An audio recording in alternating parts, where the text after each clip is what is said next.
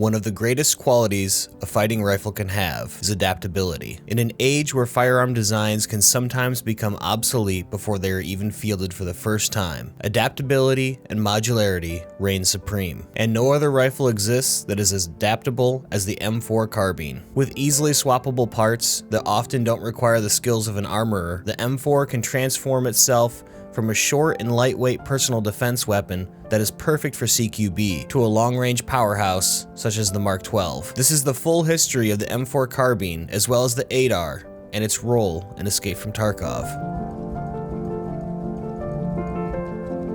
Like many famous firearm designs of today, the M4 Carbine can trace its history to the blood-stained lessons learned during World War II. After the defeat of Nazi Germany and Imperial Japan, the United States military knew that while weapons, bombs, tanks, and airplanes of the latest design were great to have, logistical systems and getting supplies to the front lines was what truly won wars. Because of this, the Army wanted to simplify their weapon systems and condense multiple weapons into one ultimate fighting rifle. It wasn't long after troops had returned home from the European and Pacific theaters before the venerable M1 Garand was already starting to become obsolete. In addition, the US Army fielded multiple different weapon systems to accomplish different tasks. M1 Garands for riflemen, M1 Carbines for vehicle and rear echelon troops, Thompson and .45 caliber grease guns for paratroopers and officers, as well as pistols, and a variety of light machine guns and squad automatic weapons such as the Browning BAR and M1919. All of these weapons needed armorers, spare parts, magazines and belts and replacements, and all of that had to be shipped to the front lines. To simplify these logistical issues,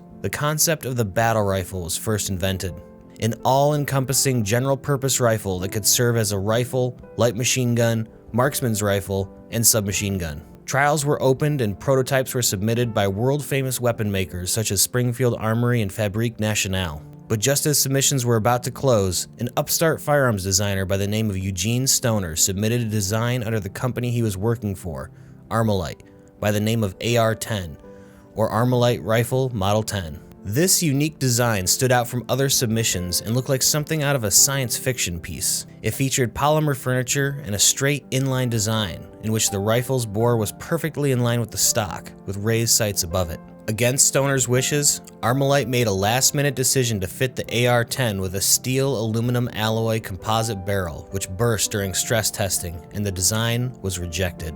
Ultimately, the Springfield submission won and went on to become the M14, but this wouldn't be the last time the Army would be hearing from Stoner. In 1957, General Willard G. Wyman, commander of the U.S. Continental Army Command, issued a request for development of a lightweight automatic rifle in .22 caliber that could pierce a standard issue U.S. Army helmet at 500 yards, and by the late 1950s, Stoner had scaled down the AR-10 into a 5.56mm version, dubbing it the AR-15. Around this time, Armalite, which was a very small company, fell into financial hardship and sold the rights to the AR-15 design to Colt, a legendary name in American firearms. Meanwhile, reports from frontline troops that were using the new Springfield M14 rifle were not encouraging.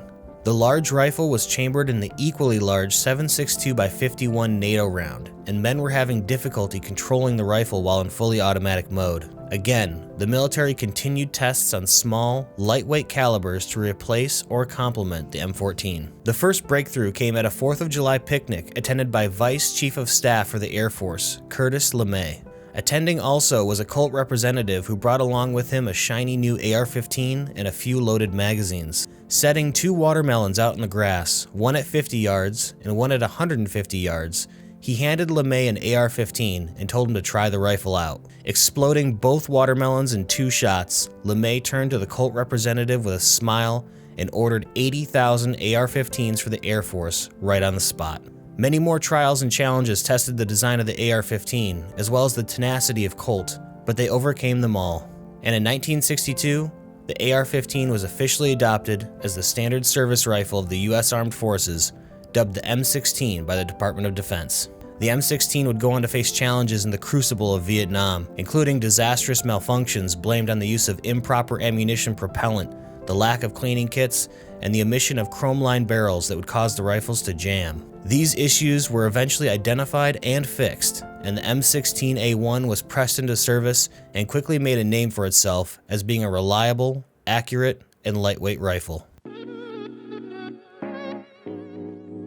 Over the course of service, the battlefield needs evolved, and again, the US military had new requirements for a fighting rifle. Just like the evolutionary leap from World War I to World War II, the 1980s and 1990s saw even faster moving armies, and the need for more compact weapons was desired. During Vietnam, some special forces used specially modified M16s named CAR-15s or the XM177. These shortened rifles performed well, and rather than developing a brand new rifle, the military shortened the M16 and designated it the M4 Carbine in 1994. Ever since adoption, the M4's performance has been nothing short of outstanding.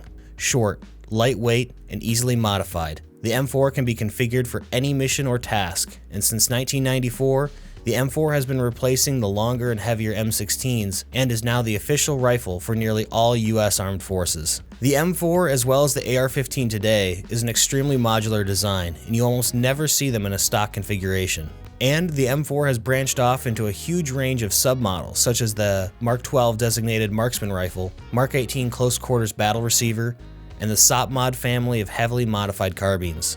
Handguards can be installed that allow the attachment of a massive variety of grips, flashlights, sights, and other gadgets. And thanks to the American civilian firearms market, there's no shortage of innovation when it comes to new parts, magazines, or attachments for the AR family of rifles. The AR is represented by many different models within Escape from Tarkov, such as the M4 Carbine, ADAR Carbine, TX-15, and to some extent the HK-416, SR-25, RSAS, and STM-9 as well, but those can be covered in another episode. Each of these AR-15 designs are represented extremely well in Escape from Tarkov. Like most weapons in Tarkov, the base M4 Carbine looks identical in nearly every way to a real-life Colt rifle. Unlike the AKM, M4 Carbine receivers are made from an aluminum alloy, and they're then anodized instead of blued or painted steel like most firearms. Anodizing is extremely tough and rugged, and the alloy is corrosion resistant. So the M4 in-game lacks the typical nicks, scratches, wear and tear that most guns in Tarkov have. The animations associated with the M4 are also spot on, from loading the rifle to reloading magazines, as well as the sounds associated with these actions. One particular detail that stands out to me is that the magazine catch is visibly animated when the magazine release is manipulated. An absolutely superb level of attention to detail. But one of the most intriguing aspects of the M4 in Tarkov is how you can customize it to perform whatever task you desire, just like in real life. The assortment of attachments for the M4 goes beyond just adding things like grips and flashlights, but you can also change core components as well. In real life, AR-style weapons can be easily separated into two halves without the use of tools. Two push pins can separate an upper from a lower. And just like in real life, you can take the upper off of a rifle and easily swap it onto the lower of another. If you just extracted from a raid on reserve with a CQB setup on your M4, you can simply drag the upper off and slap on an upper from a TX-15 with an 18 or 20 inch barrel and a long range scope, and load right into a woods or shoreline raid. This ease of modification is also what made the AR-15 so popular in the American civilian market, as you only need to buy one rifle, and can then swap out parts to easily go from long-range hunting to short-range target practice, with zero need for tools or gunsmiths. I do have two gripes about the M4 in-game that I hope will be addressed in the future. Currently, you cannot swap out handguards in Raid, as the game determines that this is a process too difficult to do without tools or a workbench. While this is true for many handguards, there are plenty of handguards in the game that are considered to be drop-in replacements, meaning they require no tools to exchange. I'd like to see this change in the future, so that drop-in parts can be added while in Raid. In addition, while the customization of the M4 is very extensive in Tarkov, I'd like to see it expanded in the form of bolt carriers and trigger packs. In real life, a huge assortment of these parts are available that can enhance the reliability, durability, or rate of fire for these types of rifles. I do think this level of customization is planned, and I can't wait until it's implemented. When it comes to using the M4, ADAR, or any of its derivatives in Tarkov, there is certainly a temptation to build it as meta as possible. While I understand why people chase the absolute lowest recoil numbers or highest ergonomics, I personally prefer a balanced approach, and one of my favorite builds actually doesn't include a single meta part whatsoever. This build features a short RSAS rail, short barrel with tucked suppressor, and all flat dark earth furniture, and culminates in a very balanced approach to recoil and ergonomic stats. Not only does it look good, but it performs beautifully as well. Pause the video on this parts list if you'd like to try it out. If you're low on rubles or don't have your traders maxed, you can outfit the M4 for relatively cheap, but it will typically cost more than an AK variant. Consider parts such as the KAC quad rail or Daniel Defense RIS rail system, the Hogue overmolded rear grip, and any type of muzzle compensator, front grip, and laser that you can get your hands on. An EOTech Red Dot is a good choice, and it can be commonly found on raiders and isn't too expensive on the flea. When you can't afford good parts, do try to get your recoil as low as possible, as 5.56 needs to make every shot count in order to be effective in raid. And if you're questing and need to kill scavs with M4s, I typically bring in a very bare bones setup with nothing but a rotor suppressor, low profile gas block, and Alcan sight, and try to go only for headshots. As time goes on and battlefields evolve, the proven modularity of the M4 and its variants will continue to evolve along with them. Eugene Stoner's design looks as if it will remain in the hands of US military personnel as well as firearm enthusiasts for decades to come, if not longer. Sure, there's newer designs that pop up every few years that promise to defeat the Armalite rifle, boasting slightly better reliability or perhaps a few new features the Stoner design doesn't have, but none such rifle has been able to topple the legacy of the now legendary M4 and M16 family of rifles. I hope you all enjoyed this episode of Gun Factor. I wanted to include as much history as I could without making the video insanely long. The M4 has a very rich and storied history, so I tried to cram as much as I could in there. I truly appreciate you guys watching, and thank you all so much for the support. If you're new to the channel and you like this type of content, consider hitting the subscribe button. I always have fresh content in the works all about the story and lore of Tarkov, guns, guides, and a whole bunch more. I'll have more videos soon, but until then, I'm Jeff with EUL Gaming. Good luck out there.